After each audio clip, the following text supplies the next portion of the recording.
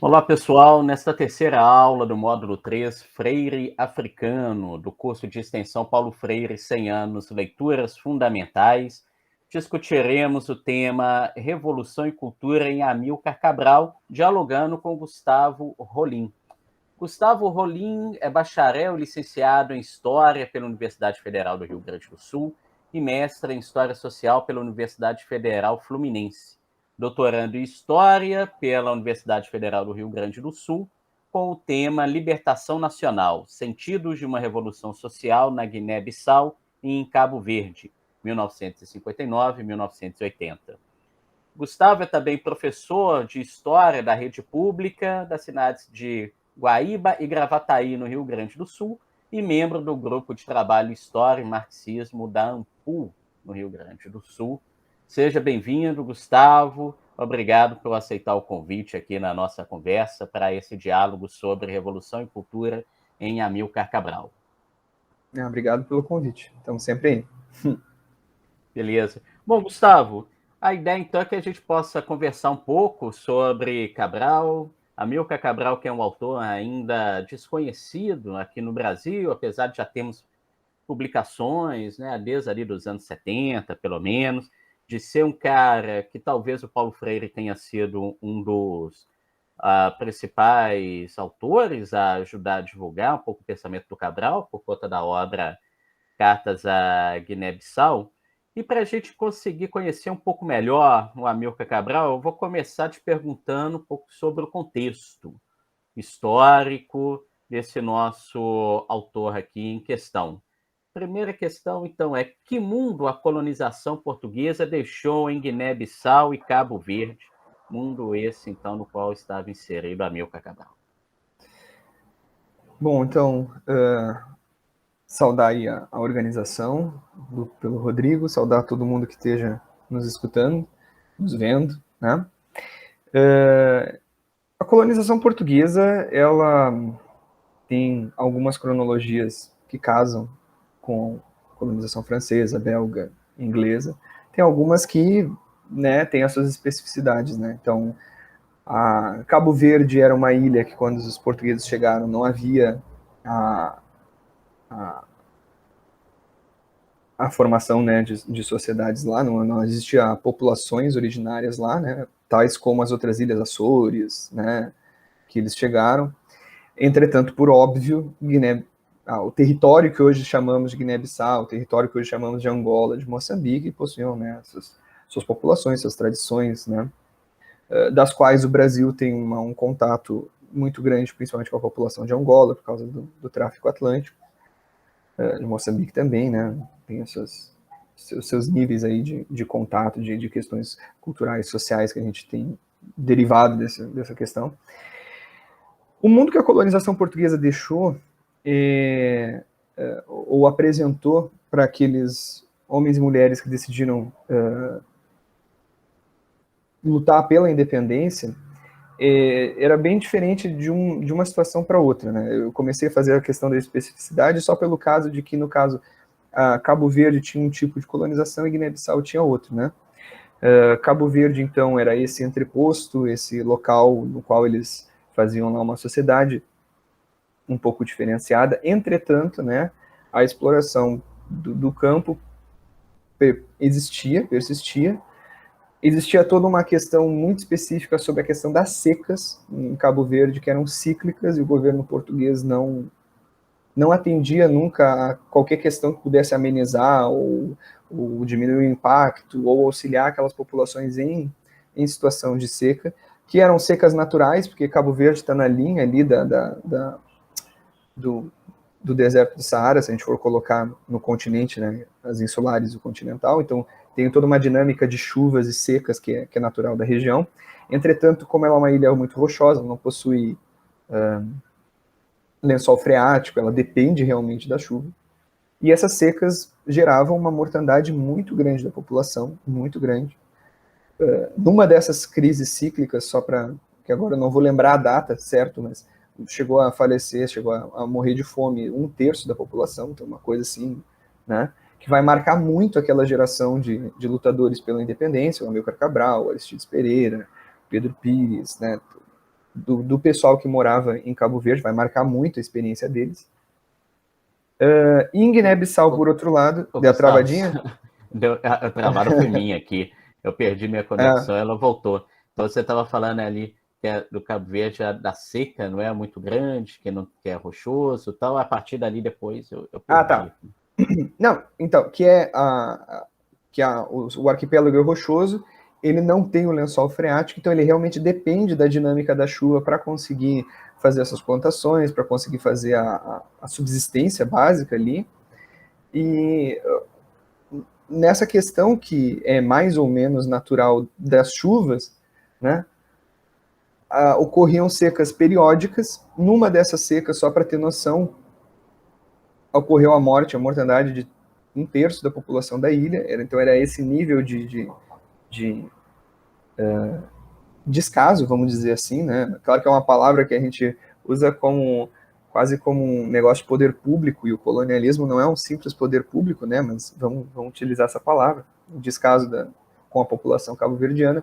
Isso vai marcar muito aquela geração de intelectuais e jovens que vão lutar pela independência de Cabo Verde e de Guiné-Bissau conjuntamente, né? Depois a gente fala por que conjuntamente. Mas, então, o próprio Amilcar Cabral, que cresceu nas ilhas, o Aristides Pereira, o Pedro Pires, todos eles têm, de alguma forma, a memória das secas, e da fome, e das mortandades no nível, né, em níveis absurdos, né? E Guiné-Bissau, por outro lado, possuía uma colonização mais na exploração, e aí tem a especificidade portuguesa nesse sentido, na exploração do campo, da monocultura de amendoim. Entretanto, Portugal fazia muito a exploração do imposto, né, do taxativo. Então, haviam várias formas de taxar diferentemente a produção, a locomoção, o próprio trabalho, né, regimes de trabalho forçados, deslocados. Claro que o trabalho forçado normalmente se associa direto com Angola e Moçambique, porque foi de muito mais, de uma forma ampla, né, de uma forma mais sistematizada, inclusive, mas Guiné-Bissau também tinha esse sistema, né? Então, o mundo que a colonização portuguesa deixa é um mundo, inclusive está na documentação das primeiras reivindicações daqueles africanos, que é um mundo que não tem nenhuma das benesses do desenvolvimento que o capitalismo apresentou até então, né? Não havia nenhuma das benesses colocadas ali. Não teve melhorias no campo, não teve melhorias na agricultura, não teve melhorias urbanas. Existe, num primeiro momento, principalmente das reivindicações, existe essa atenção deles, né, que não havia tido nenhuma melhoria.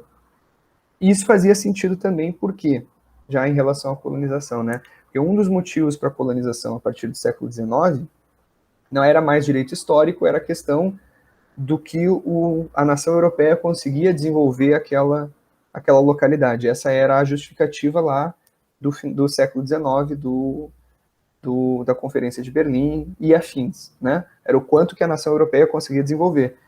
E aí os africanos olhavam e diziam, bom, aqui nada. A justificativa, se essa é a justificativa para a colonização, já está, né? Não está mais funcionando.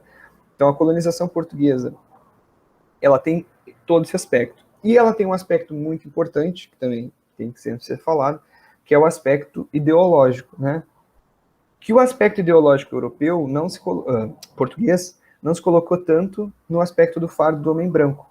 Ele foi muito mais para a leitura da miscigenação, da integração da sociedade portuguesa com as localidades africanas, e que vai depois ser utilizado bastante a questão, né, tem aquele encontro, que é um encontro, né, entre Gilberto Freire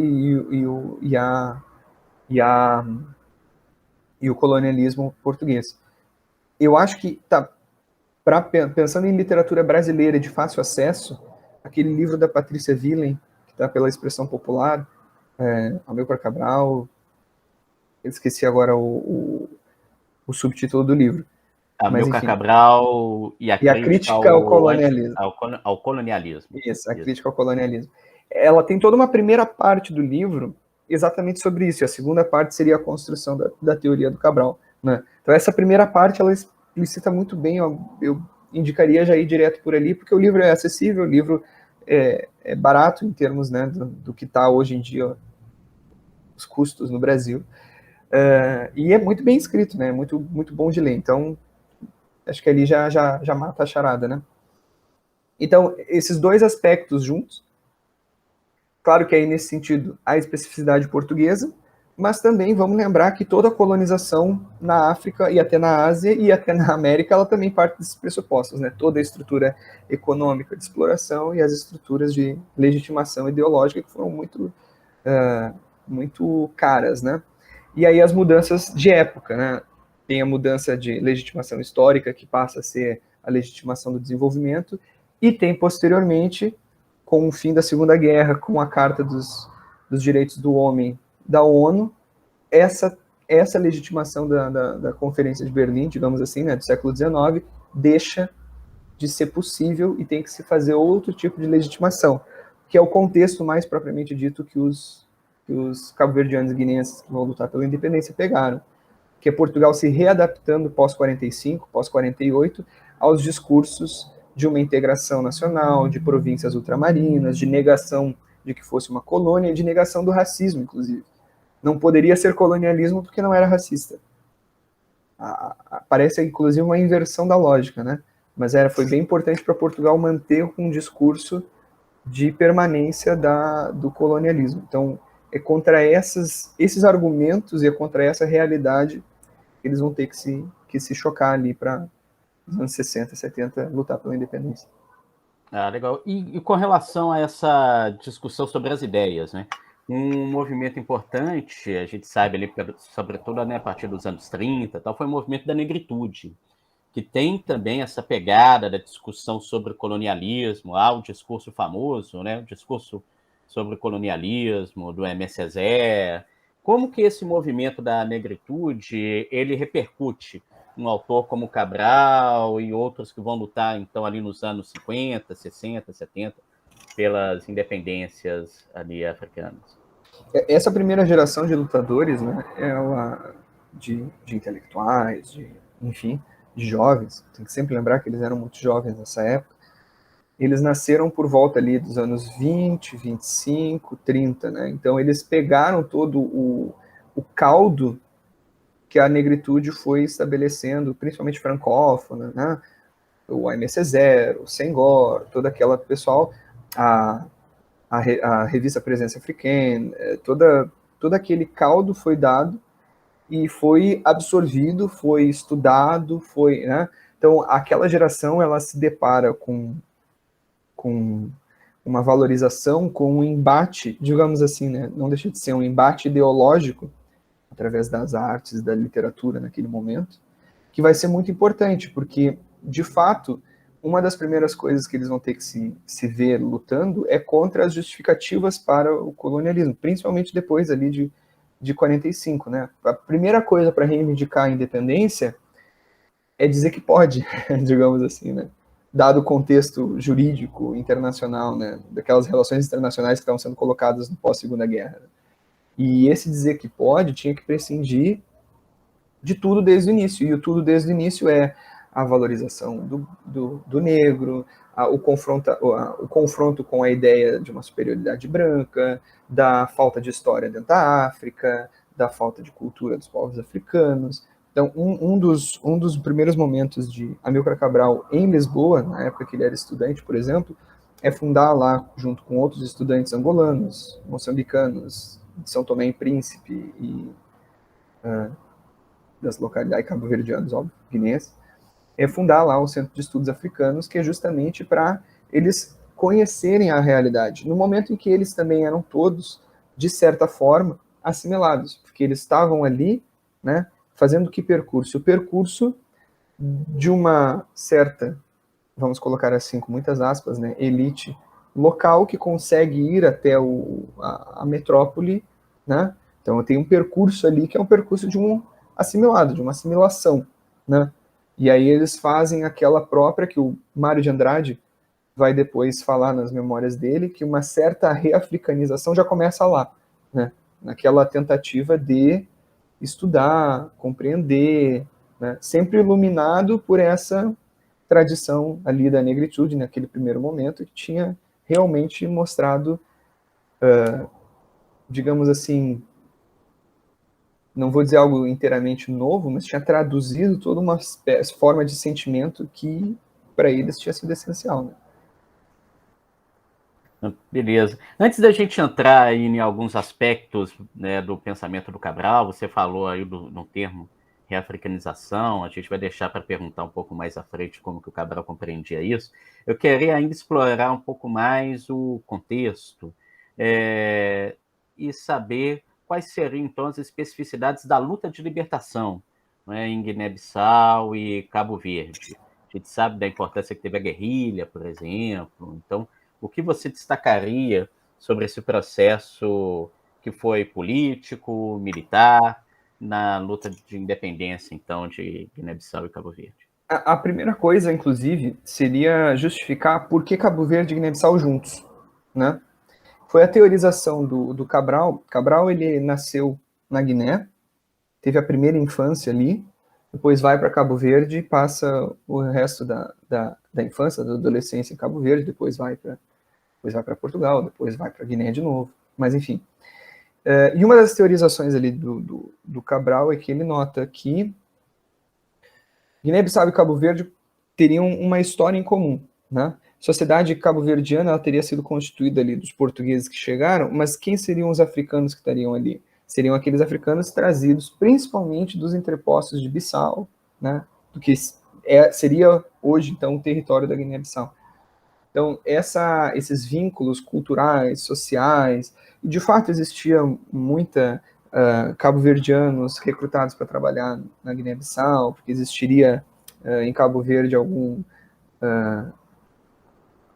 ensino, proto-ensino, porque também não está aqui dizendo que Portugal investiu no ensino na África, porque não investiu, mas né, haveria ali alguns liceus, uma escola. Então existiria a necessidade, a possibilidade de pegar alguns cabo-verdianos para levar para trabalhar em alguns postos em Guiné, existia a ida e vinda. Então, Amílcar Cabral pensa a independência desses dois países em conjunto. Ele propõe, inclusive, que a independência e o partido que vai representar esses africanos seja em conjunto, né? O PAIGC, ele nasce com essa sigla porque o G de Guiné e o C de Cabo Verde, né? Partido Africano da Independência de Guiné e Cabo Verde. Então já começa por aí. A luta de independência, entretanto, ela vai ser completamente diferente, porque justamente por ser um arquipélago, o PAIGC não consegue estabelecer uma luta de guerrilha lá, pensa, inclusive, por um bom tempo em realizar desembarques, em realizar lutas. Existe ali um ideal da Revolução Cubana que é gritante, muito grande, né? A Revolução Cubana ela é um acontecimento que impactou a América Latina, mas também impactou muito a África, né? Então, existe ali, acaba não ocorrendo essas operações militares em Cabo Verde, por decorrência de várias questões, desde logística básica até a morte do Che Guevara ali, que acaba também colocando um freio nos incentivos cubanos, né? Eles fazem toda uma reavaliação, tem toda aquela época da morte do Che, e também os líderes ali do PAIGC pensam no cálculo humano, no cálculo que seria uma verdadeira desembarque, né, em Cabo Verde. Por outro lado, em Guiné, com as independências da África, nós temos no sul a Guiné-Conakry, nós temos no norte o Senegal, né? No sul, quando a Guiné-Conakry consegue a sua independência, o Cabral já vai para organizar com o presidente Sékou Touré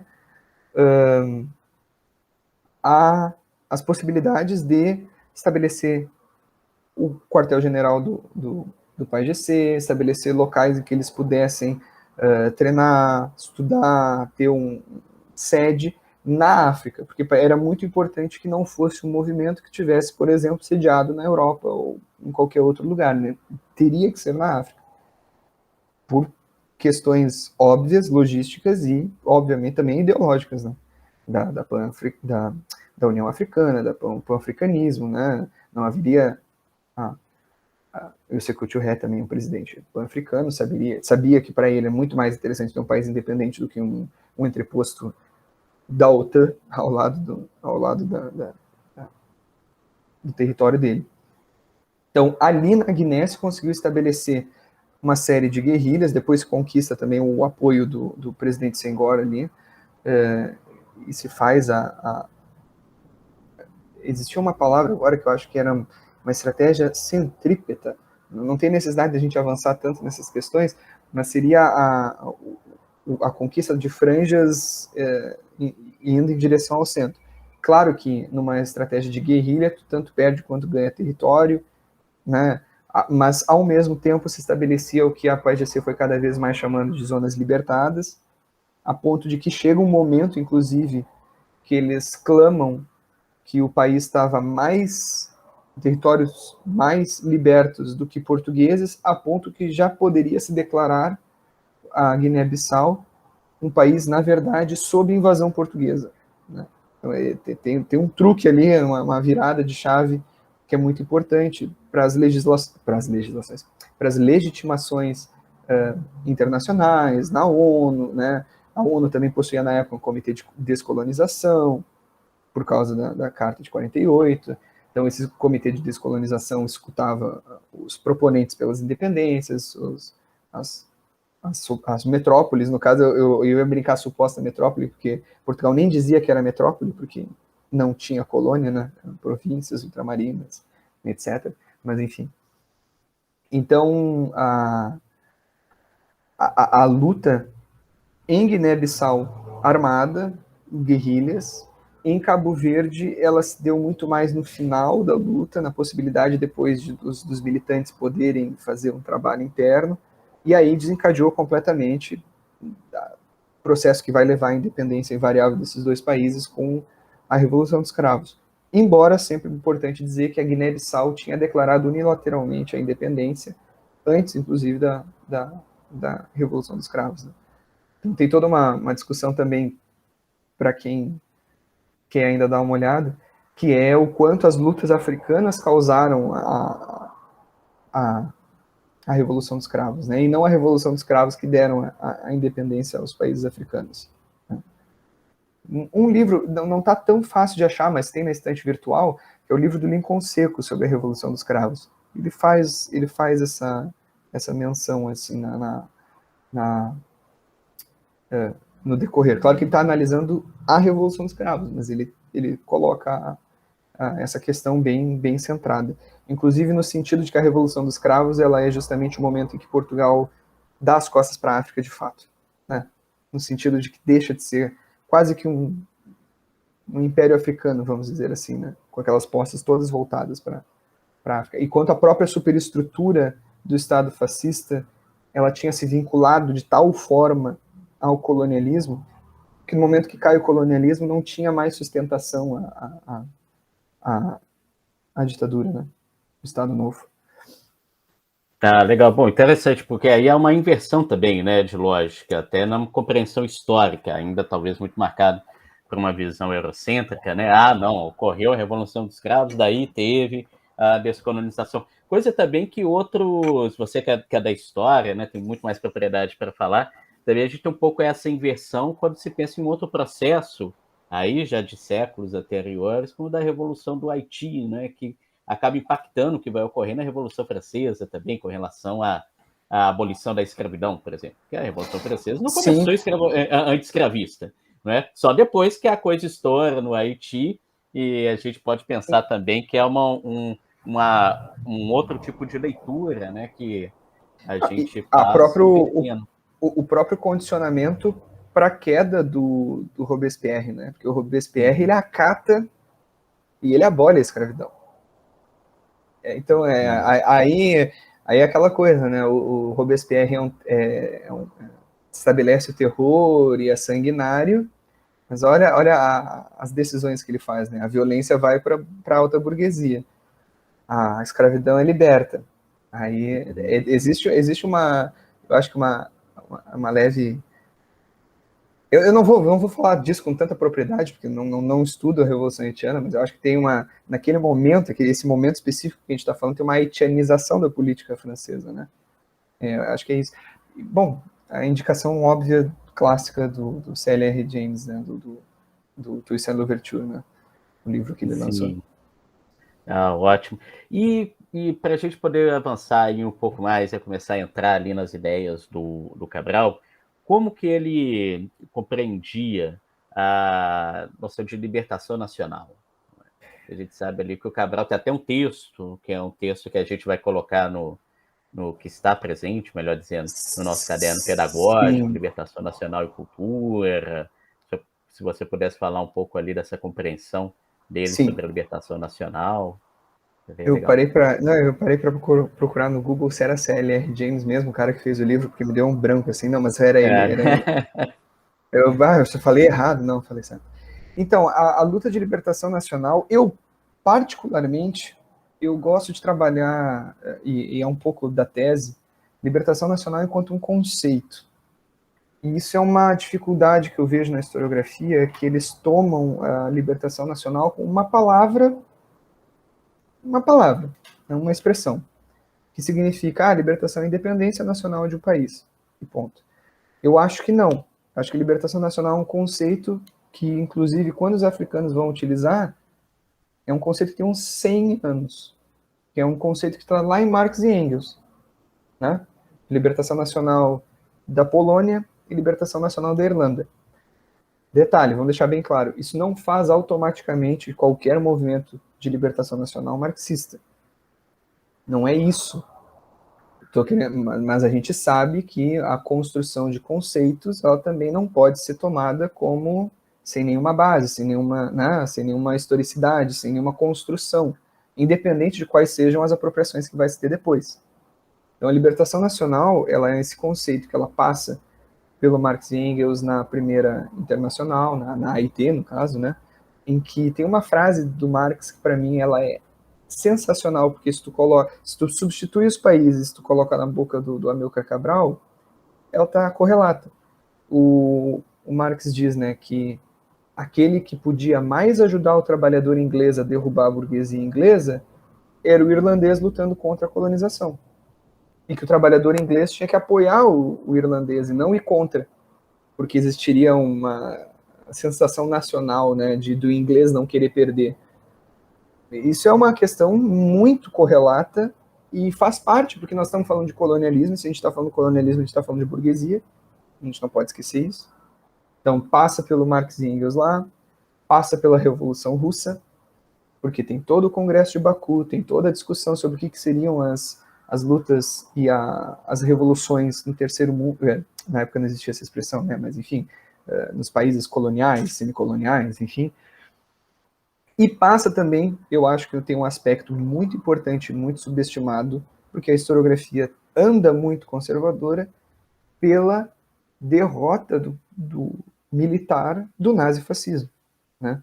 Aquela luta da União Soviética e libertando os países do leste europeu conforme avançava em direção à Alemanha, ela é um protótipo de guerra de libertação nacional, no sentido de que ela desestrutura o sistema nazifascista no leste europeu, que era um sistema colonial.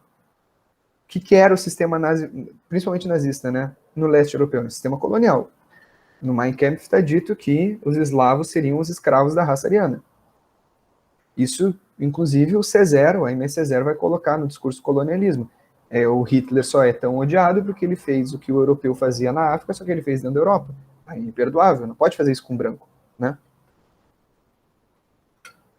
Então, essa é a importância da gente tomar libertação nacional como um conceito um pouco mais profundo do que uma simples independência, né?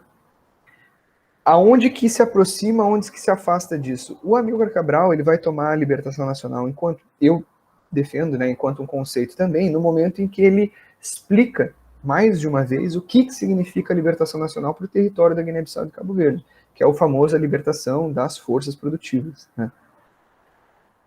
Então, a libertação nacional, ela tem como fase primária, como fase inicial, como fase mais importante, inclusive, a independência. mas ela não se fixa apenas nisso. Ela é um processo que ainda tem, em seguida, um outro, que é dessa libertação das forças produtivas.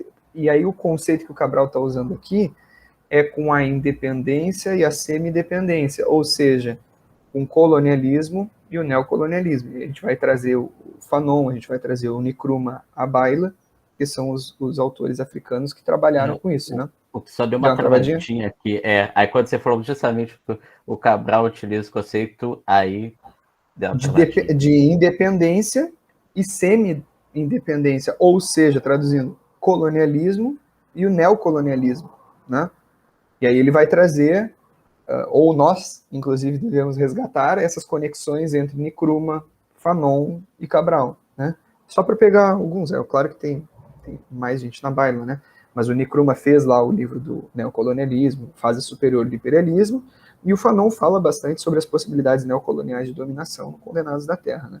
Então existe aqui, para o Cabral, uma luta de libertação nacional que é a independência, e sem a independência não tem nada, é, né, o pressuposto inicial, básico, mas ela precisa ir além da independência. Então tem um aspecto que o Cabral obviamente não vai conseguir desenvolver por ter sido assassinado em janeiro de 73, tem um aspecto de teoria da transição em Cabral que é muito importante. E esse aspecto de transição, ele costuma ser, eu acho, um pouco mal compreendido no momento em que ele não avalia o que são, aí a gente retorna naquela pergunta anterior, né? O que são esses conceitos marxistas que o Cabral está utilizando? Do modo de produção, das forças produtivas, né? Enfim. O que é a libertação das forças produtivas? É que o país em questão possa desenvolver a sua economia sem nenhuma ingerência externa. Então, na experiência de agrônomo, na experiência de africano que viu seu país ser colonizado, o que ele viu? Ele viu, toda vez que o povo tentava se desenvolver, tentar tocar sua vida de uma forma, uma ingerência colonial, através dos impostos, através dos trabalhos forçados, através ou da subtração de alguma tecnologia, ou da inserção de uma tecnologia estrangeira que causa uma ruptura, né, naquela sociedade. Tinha uma discussão na época sobre a mecanização do campo, e ele fala, olha, mecanização para quê? Em mecanização, tu trabalha mais rápido com menos gente, mas o que tu faz com essa gente? Tu vai alterar todo o tecido social.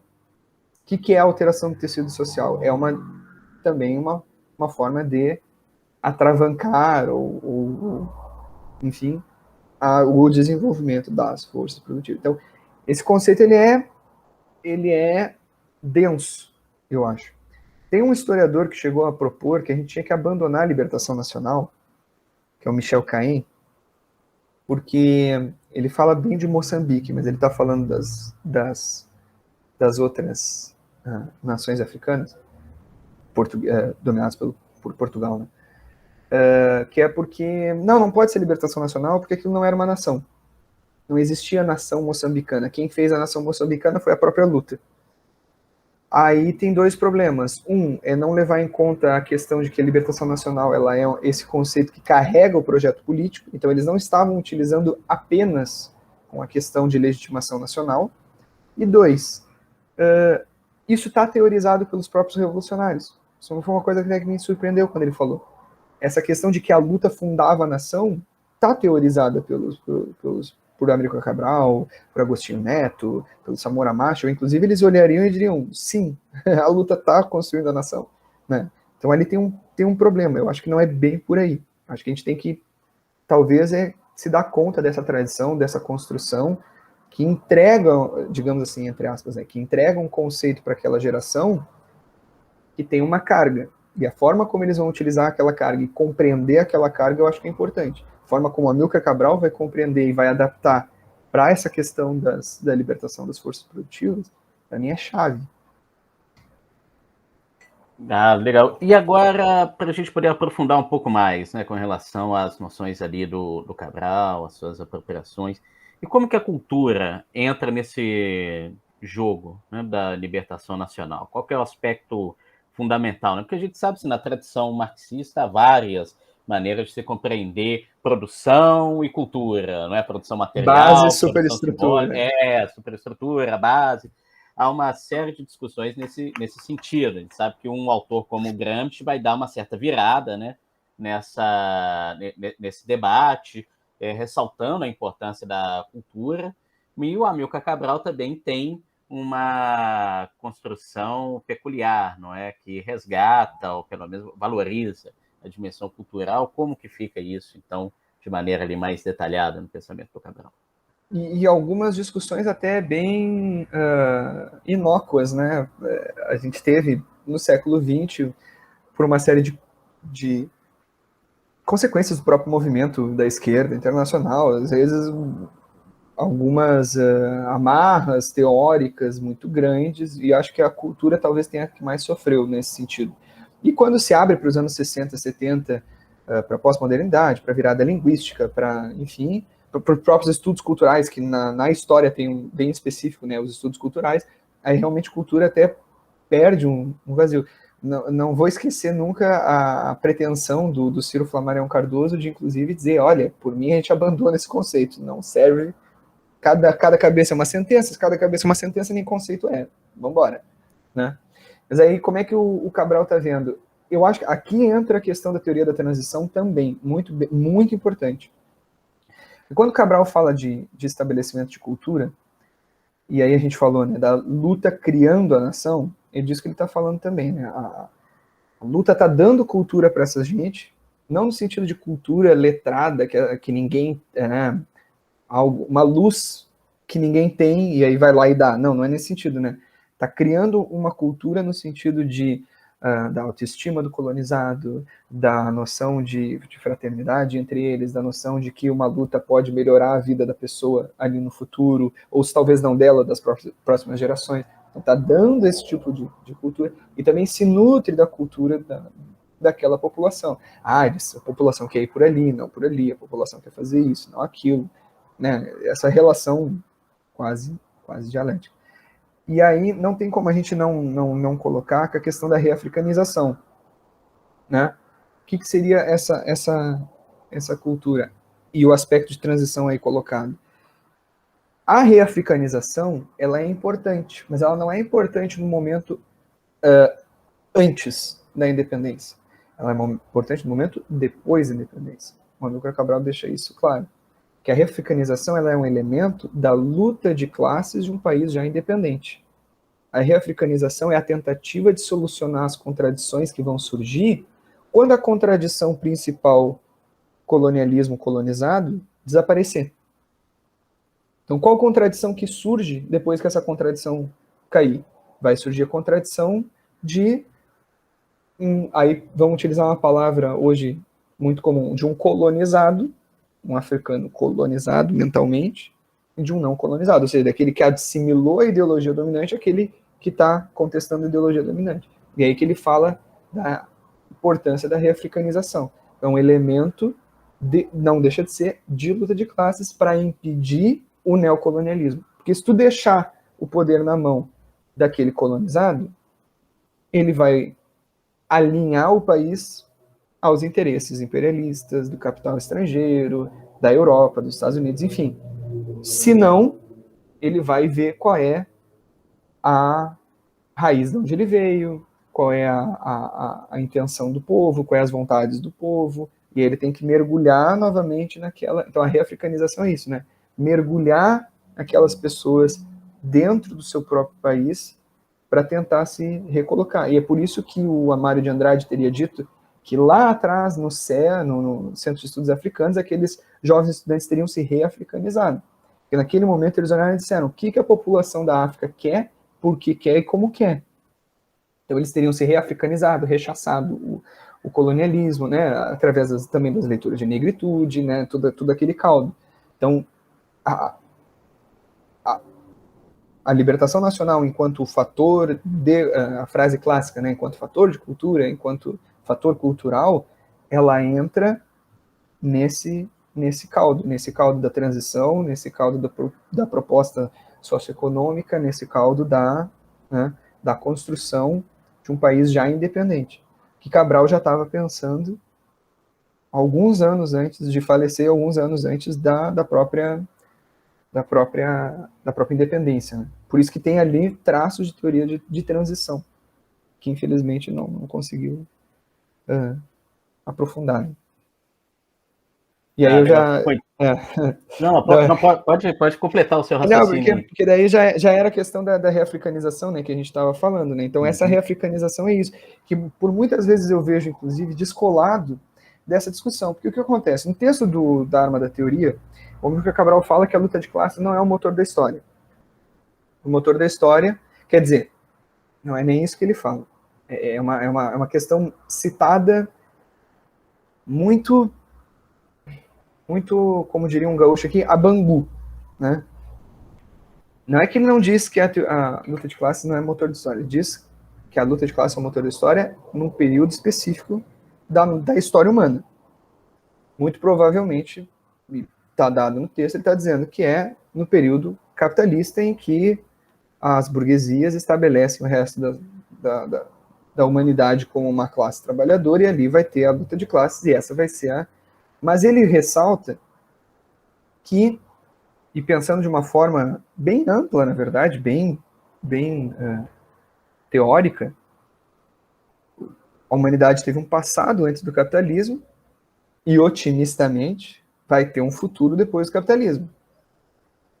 Como é que fica a história nesse sentido? Então ele diz, a história, ela tem como seu motor algo que é o antes e depois. Nós estamos dominados pela história da luta de classes.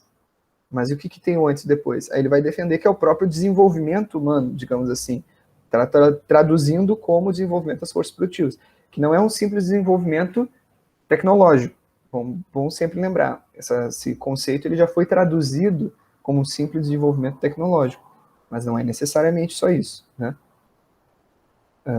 Então, no momento em que se libera as forças produtivas da independência, essas forças produtivas elas estariam se desenvolvendo sem interferências externas, né? Entretanto, a luta de classes ela volta então também, porque esse que é o esquema. O Amílcar Cabral ele está pensando como esses elementos eles possuem uma historicidade. Então, a própria luta de classes possui uma historicidade, ela não é um demiurgo da história que está lá em cima. Os próprios Marx e Engels consideraram, inclusive, durante a vida, né? Não foi só uma questão que eles abordaram no manifesto e depois nunca mais, né? O Engels tem, inclusive, cartas e escritos em que ele coloca, olha, a gente falou que a luta de classes, no manifesto, no panfleto, né?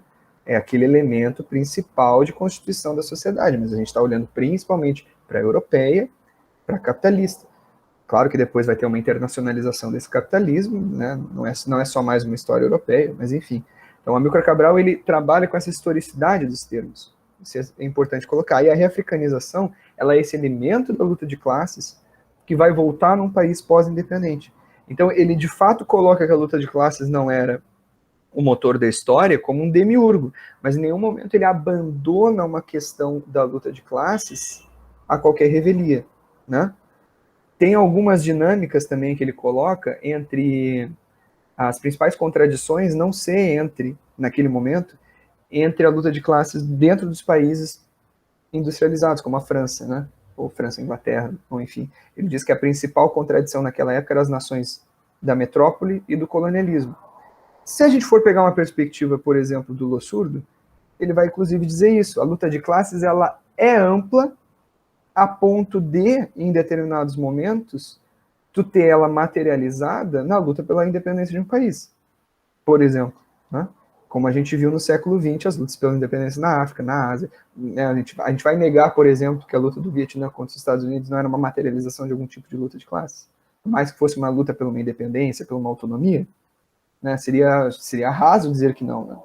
Enfim, eu acho que esses elementos eles estão bem colocados na relação da luta de libertação nacional, da cultura e da reafricanização. São termos que não têm como ser abordados de uma forma diferenciada, eles estão bem articulados, inclusive. E agora, então, o Gustavo, você estava falando da questão da luta de classes, acho que é oportuno para a gente destacar o papel da burguesia no pensamento ali do Cabral, né? Como que ele compreendia, então, o papel dessa classe naquele contexto de libertação nacional? Ela seria necessariamente avessa a uma luta de libertação nacional, uma vez que, de algum modo, se beneficiava da colonização ou não? A gente teria a burguesia como uma classe que contribuiria para a luta de libertação. Acho que tem também uma expressão que, salvo engano, aparece também no Fanon, o Freire também retoma, que é do suicídio de classe, né? Como que seria, então, a questão da burguesia? O que seria esse suicídio de classe abordado pelo Cabral? Sim, eu falo naquele meu artigo das forças produtivas que é impressionante o quanto a obra do Amilcar Cabral ela tem já uns 50 anos aí, mas tem questões que não são abordadas. Uma delas, por exemplo, é esse papel da reafricanização enquanto luta de classes. Eu nunca vi um artigo sobre. Outra coisa que eu nunca vi sobre, o que é classe para Amilcar Cabral? No sentido amplo, as frações de classes, as classes, quais classes, né? Como é que ele pensa as classes na luta. Isso é um assunto muito dito e pouco pormenorizadamente avaliado, né? E o papel da pequena... Porque aí tem uma diferença, né? Que o termo mais utilizado, inclusive, né, não é necessariamente burguesia, é pequena burguesia.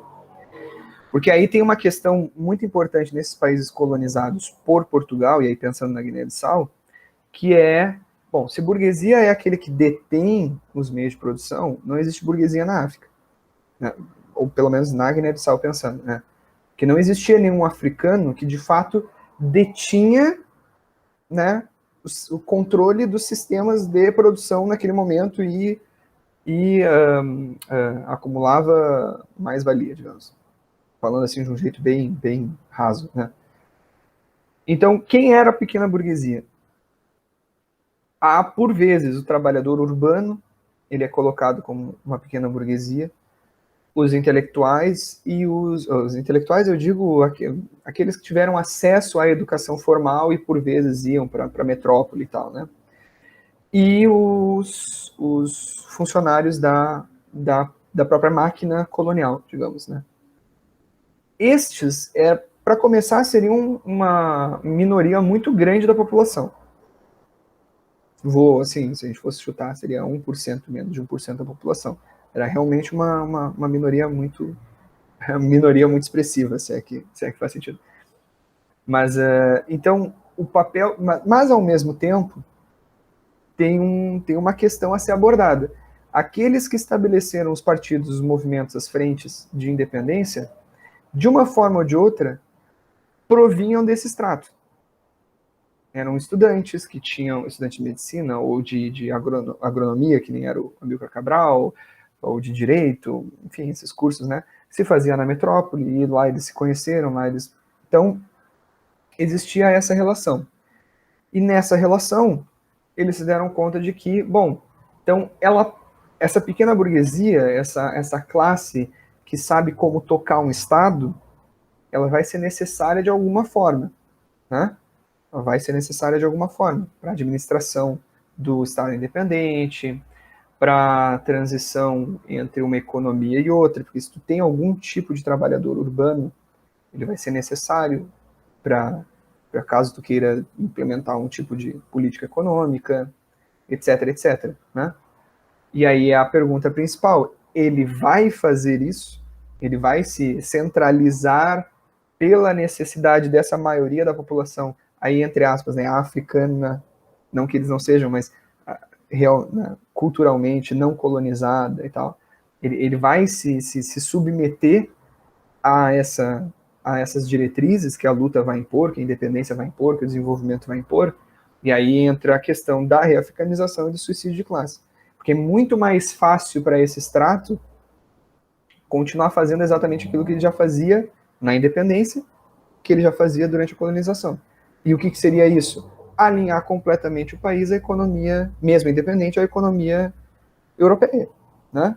Aceitar todas as vindas de capital, aceitar todas as reivindicações de matéria-prima, ou seja lá o que produzisse, né? No caso da Guiné, era o amendoim, era a castanha do caju e tal. Então, aí entra o suicídio de classe, né? Ou tu vai se alinhar àquilo que o país está precisando e quer tocar, ou tu vai fazer aquilo que tu já fazia, digamos assim, né? Então, aí entra de novo toda a discussão que a gente já levou da cultura da reafricanização. Então, o suicídio de classe, ele não é um conceito tão simples, porque o suicídio de classe, por exemplo, proposto por Fanon, eu tenho minhas dúvidas se seria o mesmo proposto pelo Amilcar Cabral. Não pelo fato do conceito em si, mas, por exemplo, de quem era essa pequena burguesia na Argélia e de quem era essa pequena burguesia na Guiné. São países muito diferentes. A Argélia tinha uma vida urbana, não quero exagerar, mas eu acho que muito maior do que, por exemplo, a Guiné, que tinha ali a Bissau e, no máximo, um ou outro núcleo urbano muito pequeno, né? Então, todas essas questões de conceitos que têm que ser entendidos conforme foram escritos e nos locais que foram escritos, né? E o que aquele pensador africano queria com aquele conceito.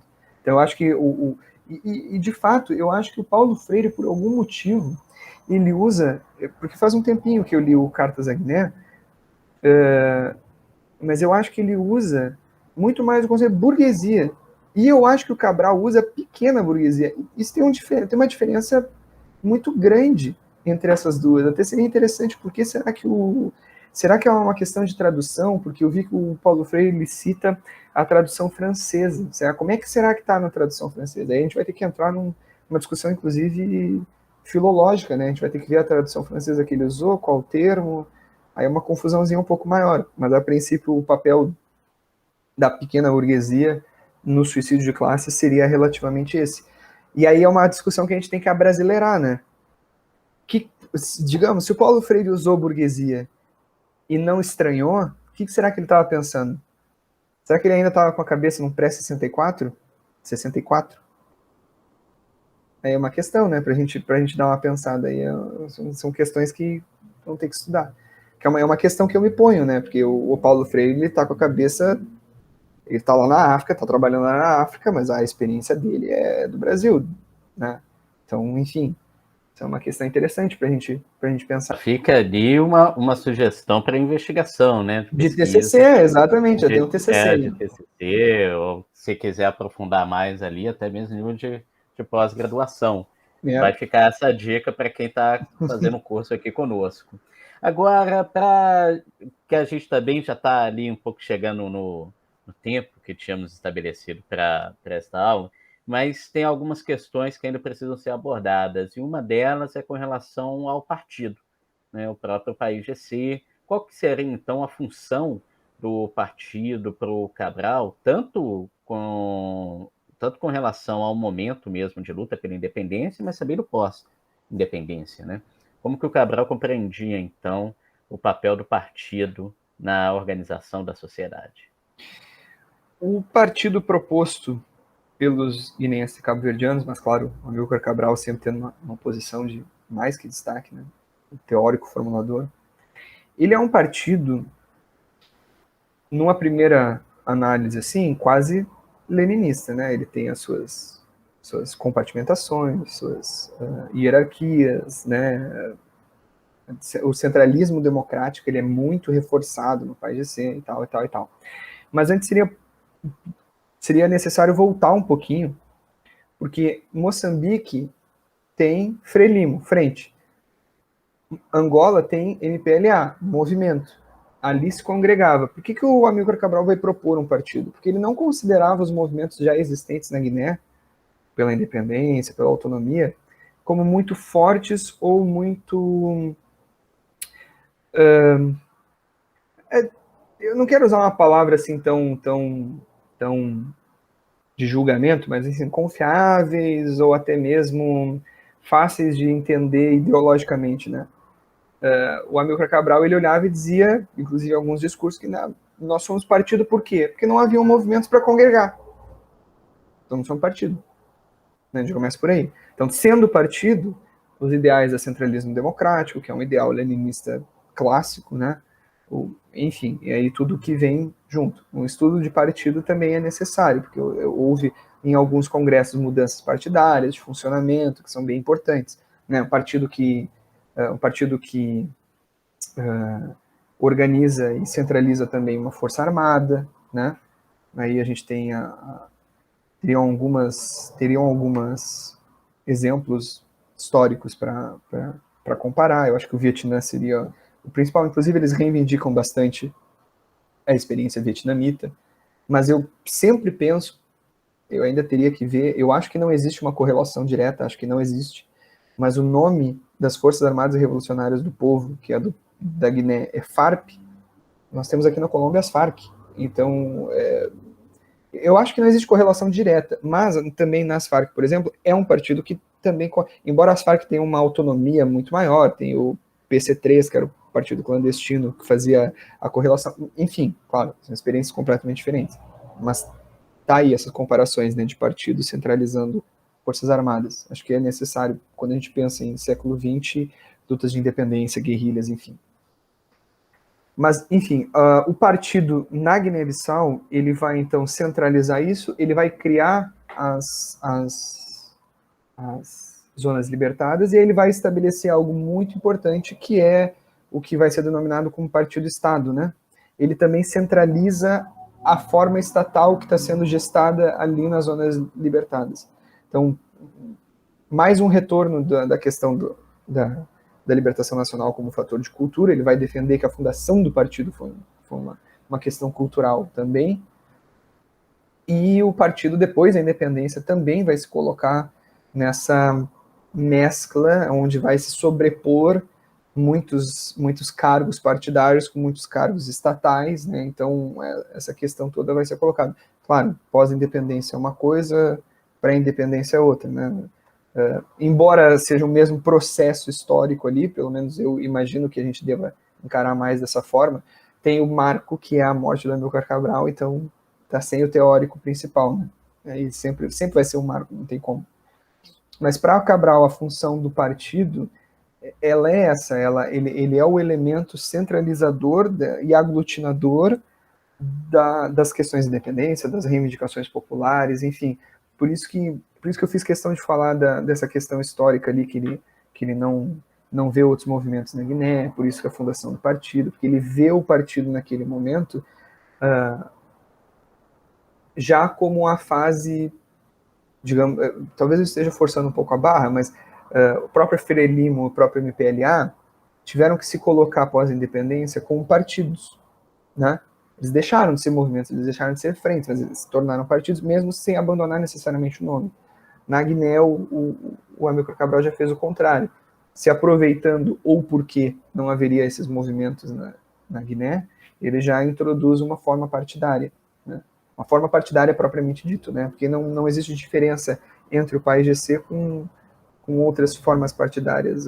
Claro, tem suas especificidades, claro que tem algumas compartimentações diferentes, mas a forma, a estrutura leninista, esse centralismo democrático, em um primeiro momento secretário-geral, depois muda o cargo, mas do Conselho de Executivo de Luta, que faz, né, as ordens e tal, enfim, esse elemento ele está dado ali na sociedade guineense e segue, via de regra, pós-independência, o funcionamento do partido, na centralização, inclusive, da juventude, do sindical, do movimento de mulheres. E, não quero exagerar, mas o PAIGC existe até hoje, inclusive, né? Algumas daquelas lideranças.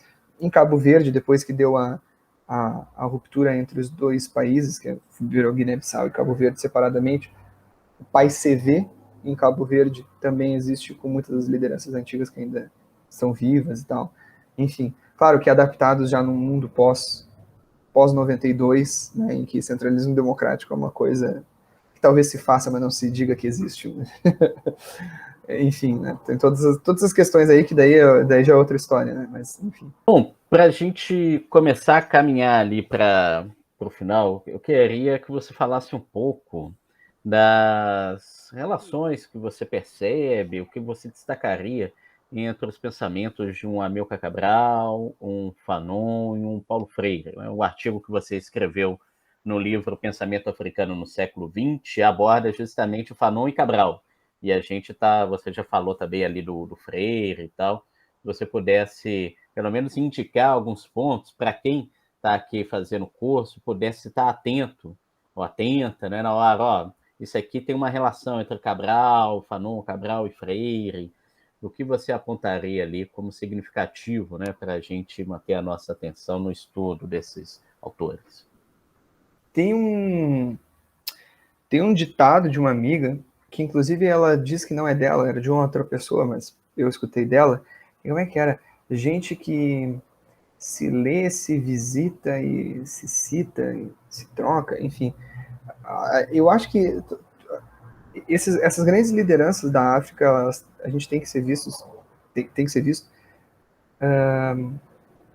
como duplas influências, né?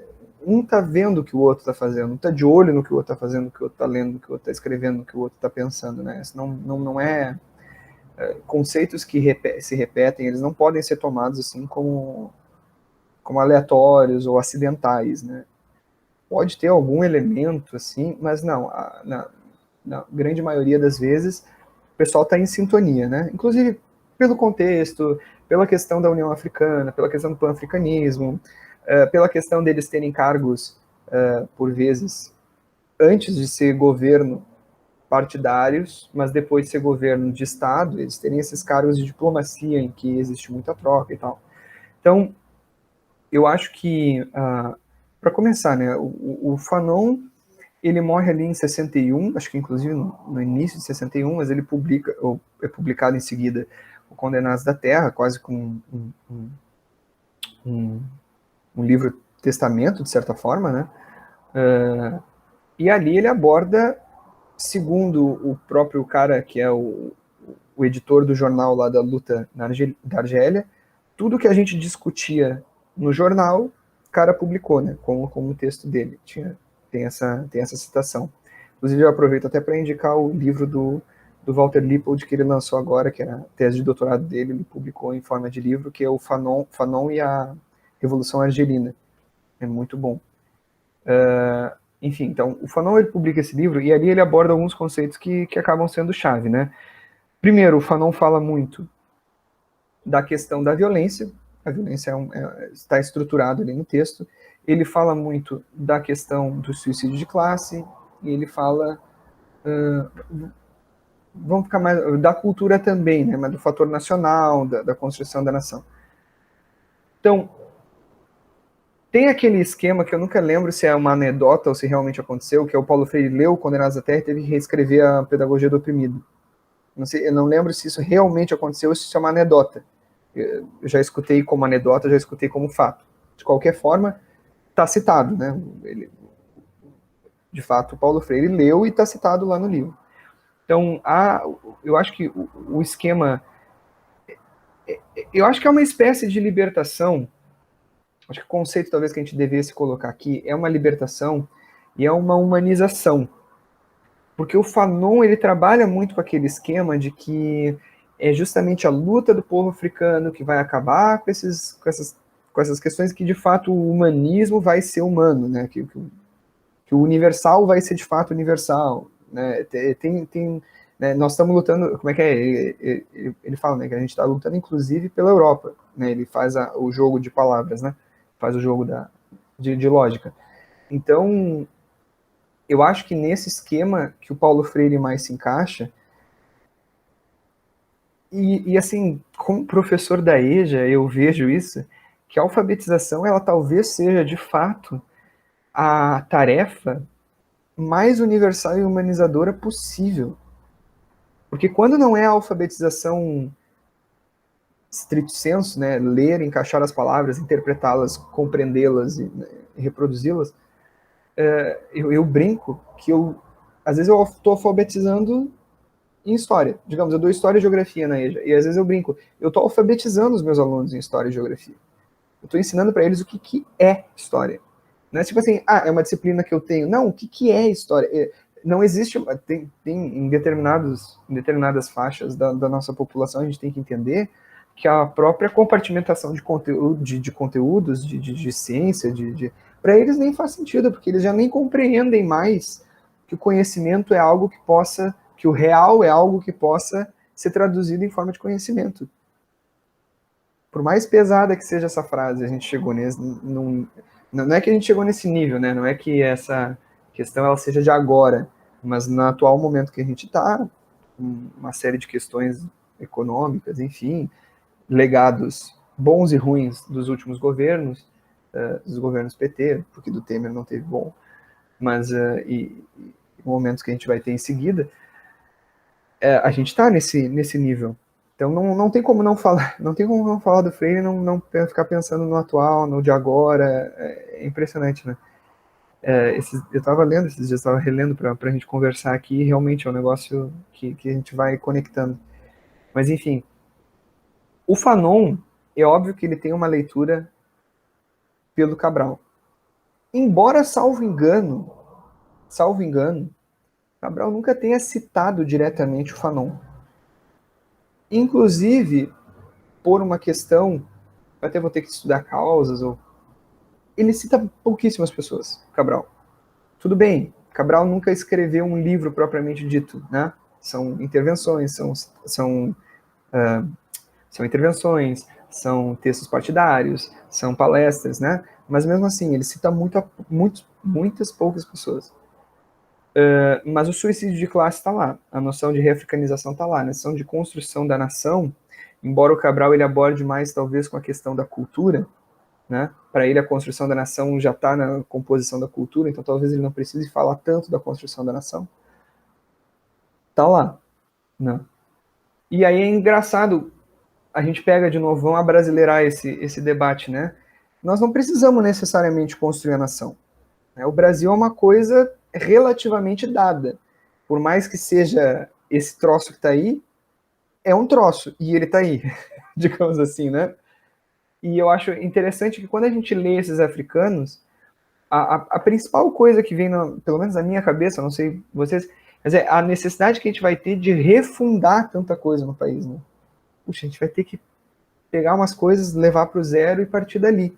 Mas a nação em si, ela está dada. E aí a gente vê, muito provavelmente, as malhas ideológicas que são restritas na nossa cabeça, a gente vê as malhas econômicas da qual a gente não consegue e a gente vê as chagas da nossa população, porque, bom, falar em alfabetização na África, como é a questão da Cartas da Guiné, é lembrar do Brasil, né? A nossa taxa de analfabetismo, embora não seja tão alta quanto outros países, ela é ainda muito alta. E se a gente somar com o analfabetismo funcional, vira um escândalo, né? E se a gente somar isso a um dado que eu acho que é necessário somar, que é a população que não tem o ensino fundamental completo, aí a gente vai ver, porque a população que depois eu vejo na EJA que tem todas essas dificuldades, a gente vai ver que a gente tem um extrato que é significativo da nossa população.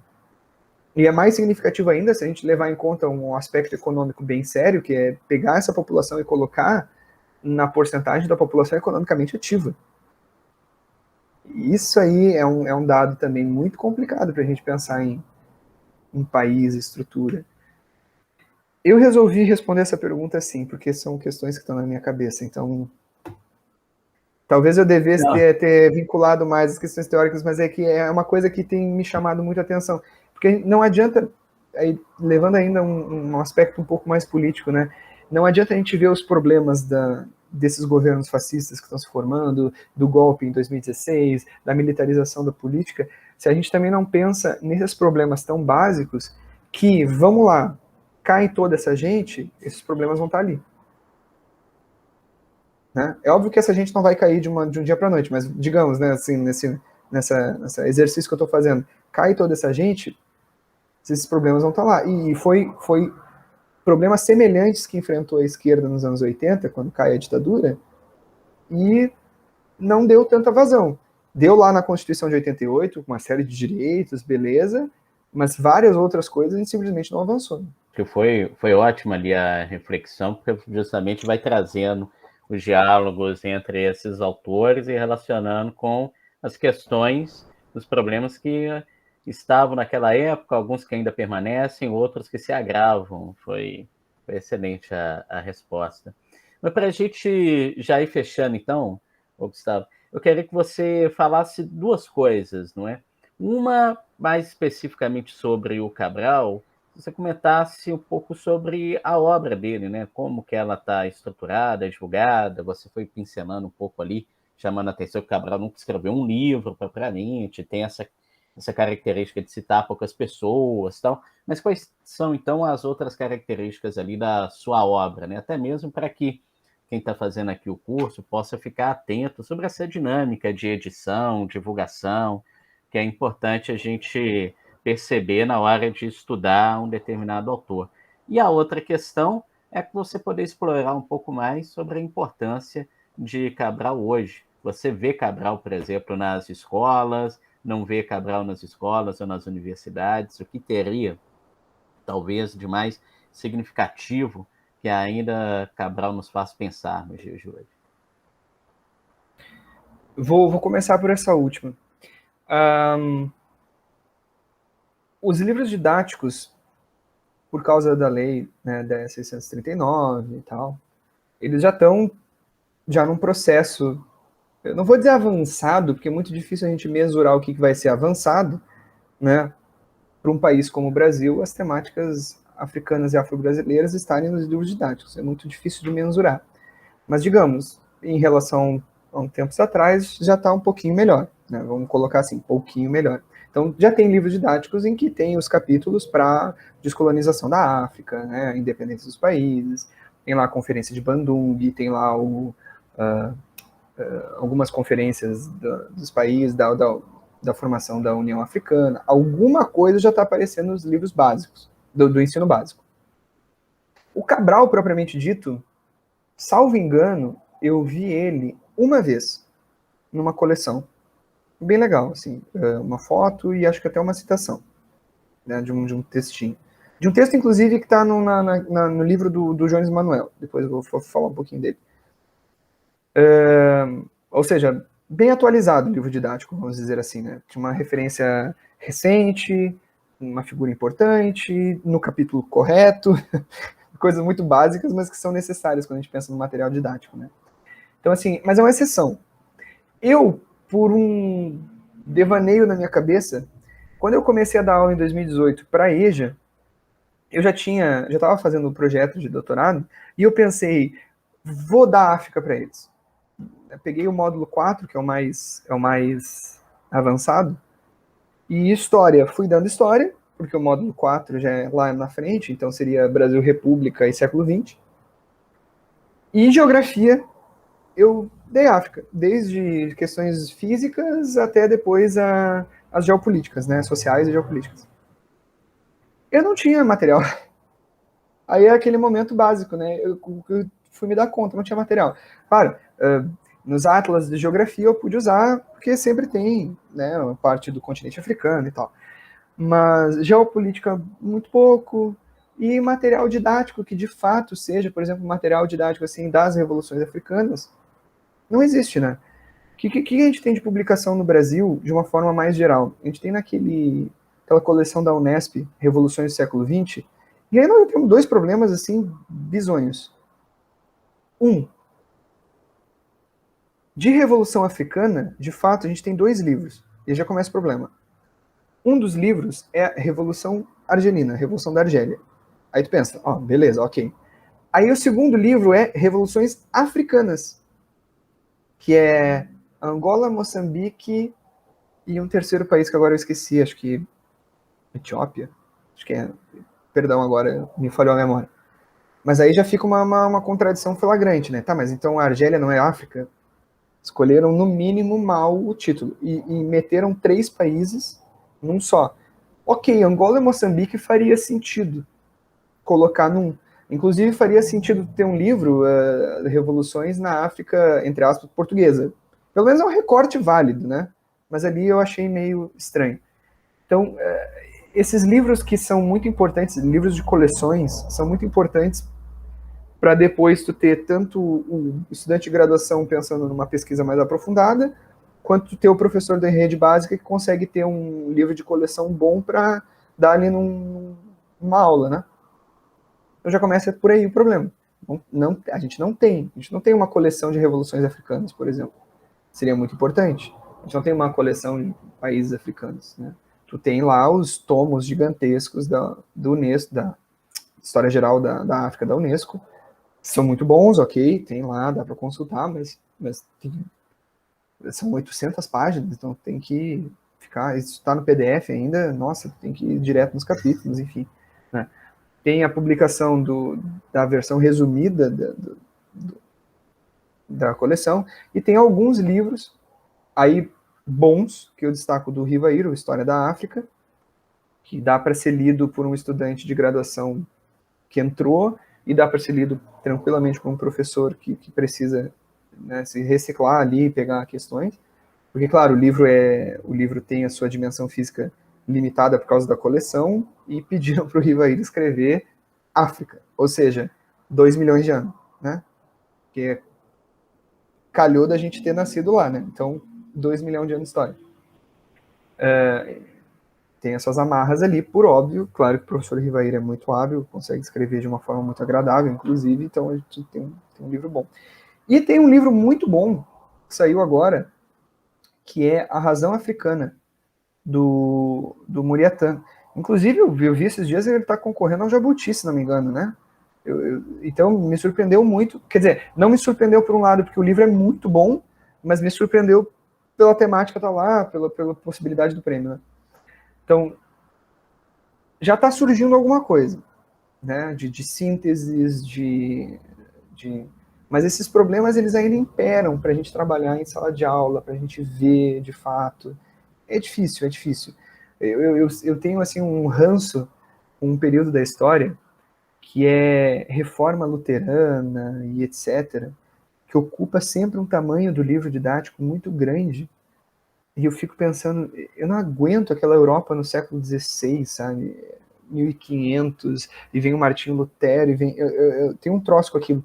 E muitas páginas poderiam ser gastas com 10 milhões de coisas diferentes, sabe? Então a gente ainda tem um caminho para trilhar aí que eu acho que é muito grande, sabe? Muito grande.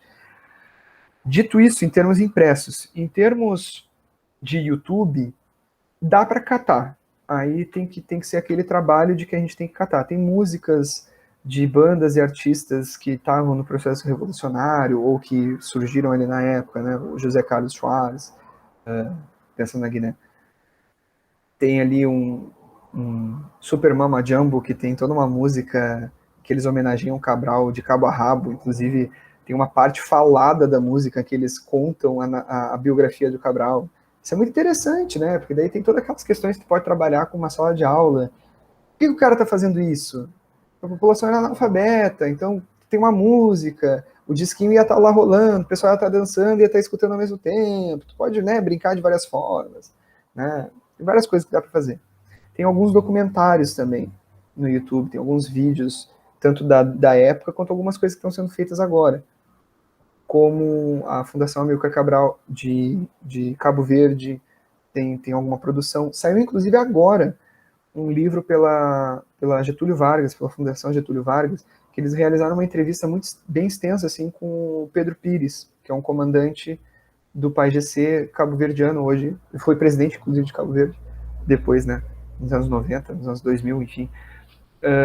Então, a demanda existe, a demanda a gente sabe que existe, né? Mas tá surgindo, assim, tem coisas assim para trabalhar. Ainda tem muito buraco que vai ter que ser o professor a suprir, vai ter que ser o cara a fazer o que eu ainda não consegui fazer, né? Uma apresentação de slide bem bonita para os alunos ver, para ter bastante foto, eu ainda não consegui fazer isso, mas um dia sai.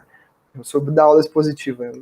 Infelizmente eu tenho essa característica, né? Então, em sala de aula, a gente tem essas possibilidades, essas limitações, né?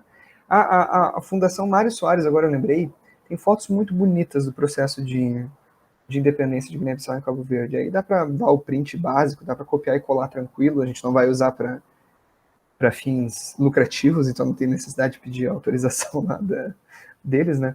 Mas tem fotos muito legais, assim, a Fundação Mário Soares no arquivo Amilcar Cabral, aí navega lá, clica fotos e tal. Tem fotos deles na Europa, tem fotos deles na África, durante a luta, durante as fotos do funeral do Cabral. Então, tem coisas bem bacanas. Mas aí é aquela coisa, né? Tem que tirar um tempo para isso. Tempo que a gente sabe que às vezes a gente não tem, né? Da vida. Sobre as publicações de Cabral, esse é outro problema. Por quê? Cabral nunca escreveu um livro, propriamente dito, né? Um livro fechadinho, que nem o Condenados da Terra, que nem o Unicruma, enfim, que nem tantos outros. Ele tem uma produção que vai... Vamos acompanhar, então, as épocas de vida dele, né? Ele tem uma produção de juventude literária, de poesia, de avaliação literária de Cabo Verde. Ele tem uma produção muito extensa, de agrônomo.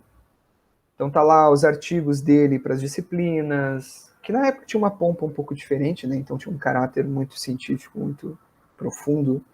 Artigos que hoje nós fazemos quase que, né, para as disciplinas, a gente faz um artiguinho e entrega, eles tinham, né, mais cuidado. Então são textos muito profundos, assim, o próprio TCC dele, né? Não era esse o nome que tinha, mas enfim.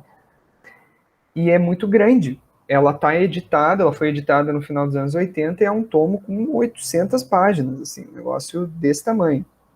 Tem toda uma importância. Não vou abordar aqui agora, mas tem uma certa importância ali para algumas discussões, enfim. E aí tem os escritos de, vamos dizer assim, de revolucionário, de líder político, né? Que abarca basicamente do final dos anos 50 até o final da vida dele. E aí é isso que eu falei várias vezes antes. São palestras, são intervenções, são escritos partidários, são relatórios, são correspondências, tudo isso. Essa última que eu falei é da onde se tira os textos clássicos do Cabral. Então a gente falou da Arma da Luta, né, a Conferência da Tricontinental, Libertação Nacional e Cultura dos anos 70, é da onde sai. Na morte do Amílcar Cabral, logo em seguida, o Mário de Andrade já recebe como missão dos camaradas ali do PAIGC publicar uma coletânea do Cabral. Então ele vai para a Europa, pega lá as autorizações, ele que monta, ele é o coordenador dessa... O Mário de Andrade é uma figura sensacional, inclusive, deveria ser mais estudado, um historiador assim, que eu acho particularmente muito interessante, muito interessante. E ele vai lá, monta e publica. Saiu Unidade e Luta, essa é uma das principais obras do Cabral, obras, né? Uma compilação. Essa é a principal obra, que circulou em inglês, francês, italiano, espanhol, português, sim, entretanto, não no Brasil. Não achei que tenha sido lançado no Brasil nos anos 70. Bom, claro, anos 70, a ditadura ainda estava no milagre econômico, não ia mesmo, né? Mas posteriormente, posteriormente ao Brasil tirar o AI-5, né, reatar questões diplomáticas com os países da África e tal, não tem também a publicação do Cabral aqui. Tu tem, assim, um relato num artigo do Amílcar Araújo Pereira, né, um escritor aqui do Brasil, que já em 76 eles já conheciam o Cabral, eles já escutavam, já sintonizavam a rádio de Havana para escutar o Cabral, né? Circulava um texto ali, circulava um texto do Samora Machel em homenagem ao Cabral, beleza. Mas a publicação de fato que eu já achei, e todo mundo pode achar, porque basta jogar no Google e vai achar, é a Arma da Teoria do Carlos Comitin. Né? Essa aqui circulou bastante, da Codecri, que era a editora do Pasquim, né? É muito legal tu abrir o livrinho e tá lá, editor-geral Jaguar, né? É muito legal isso. Está lá os dois textinhos do Cabral. Lado bom, é uma literatura de divulgação que circulou o país inteiro, a ponto de que hoje tu pega alguns trabalhos acadêmicos, tu ainda vai encontrar ela como uma fonte para ser citada do texto do Cabral aqui no Brasil, né? O lado ruim, isso demonstra que tá difícil da gente conseguir as obras do cara, né? Se a gente está citando o mesmo livro há 40 anos. O livro é de 80, então 41, inclusive, vai fazer 42. Né? Aí nós temos a publicação do Cabral em compilações, né? A Malhas que os Impérios Tecem, que ele está lá dentro do contexto das Libertações Nacional, com outros autores. Teve daí, recentemente, o livro da Revolução Africana do Jones Manuel, que também é uma compilação ali com outros pensadores do pan-africanismo, da Revolução Africana, né? Também os dois textos, né? A Libertação Nacional e Cultura e a Arma da Teoria, que é a Conferência da Tricontinental, né? E saiu agora pela Nova Cultura um Discursos de Guiné e Cabo Verde, que tem ali algumas conferências e alguns textos, assim, uma compilação básica, né? Uma compilação assim de alguns textos clássicos. Mas qual é o problema?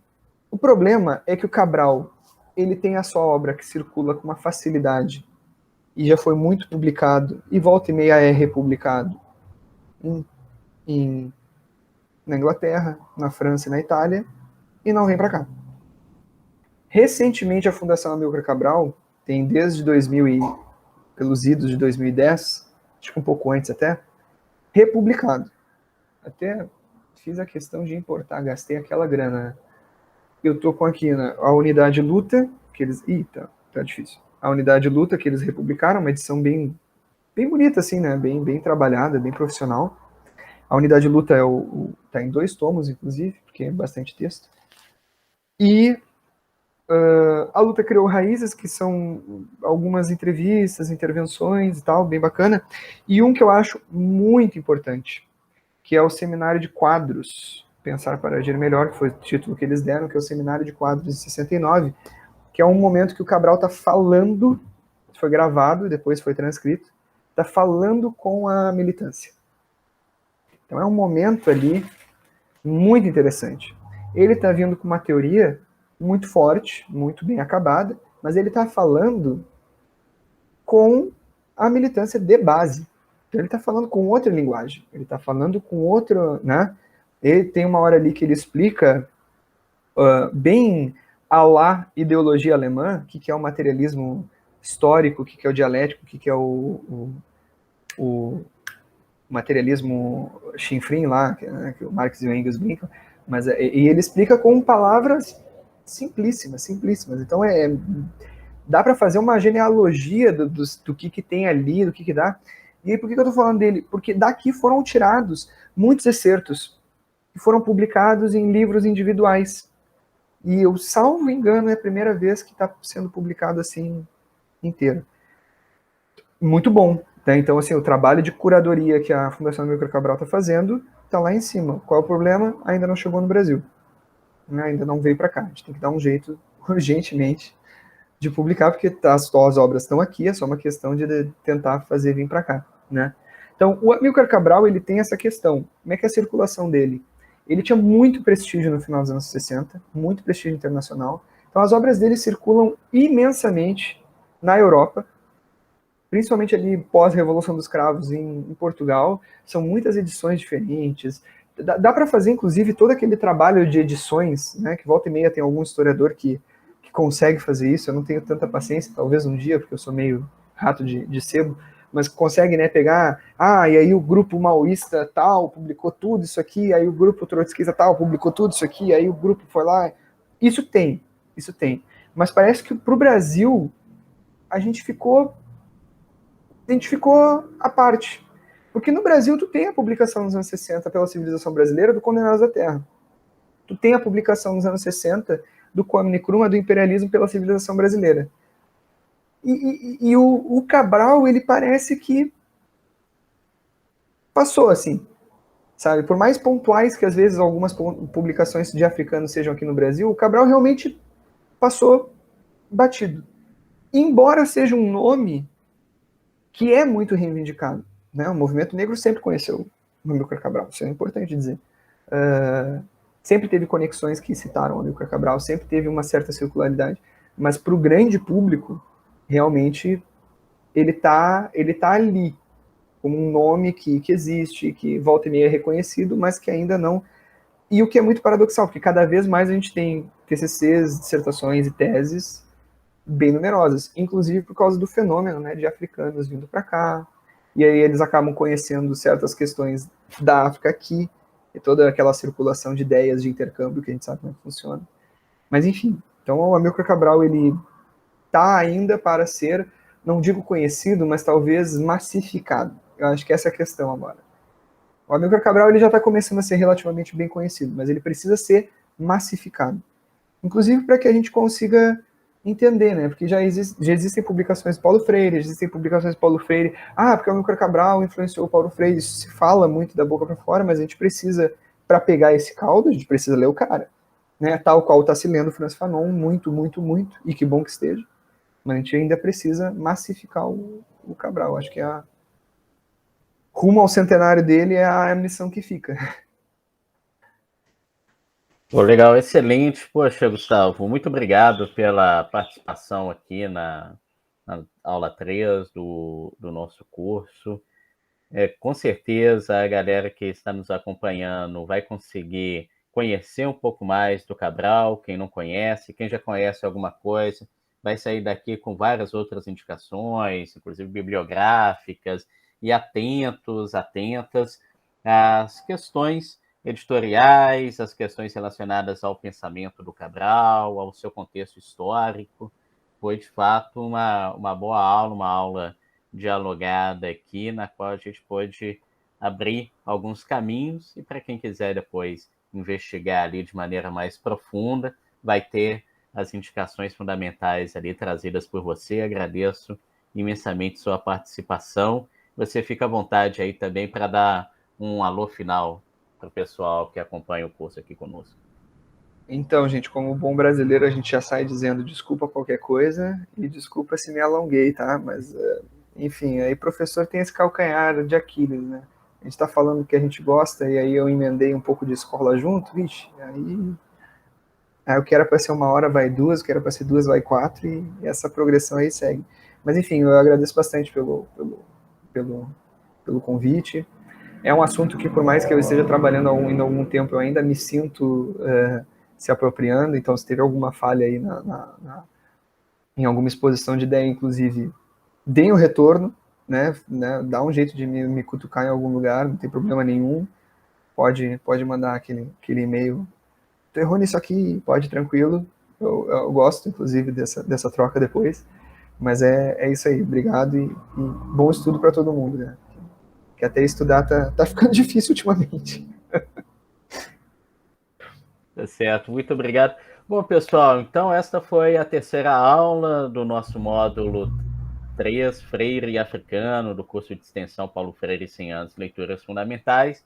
E no próximo encontro discutiremos o livro Cartas à Guiné-Bissau, detalhando algumas partes da obra, destacando trechos fundamentais das ideias do Freire, agora que a gente já vai estar bem embasado, depois de termos passado por uma contextualização histórica e teórica, discutindo a trajetória do Freire, depois de termos estudado um pouco um autor importante com o qual Freire dialoga, que é o Antônio Gramsci, e agora também conversando com um autor fundamental com o qual Freire dialoga em Cartas à Guiné-Bissau, que é o Amílcar Cabral. Então, espero vocês na próxima aula, a gente se encontra.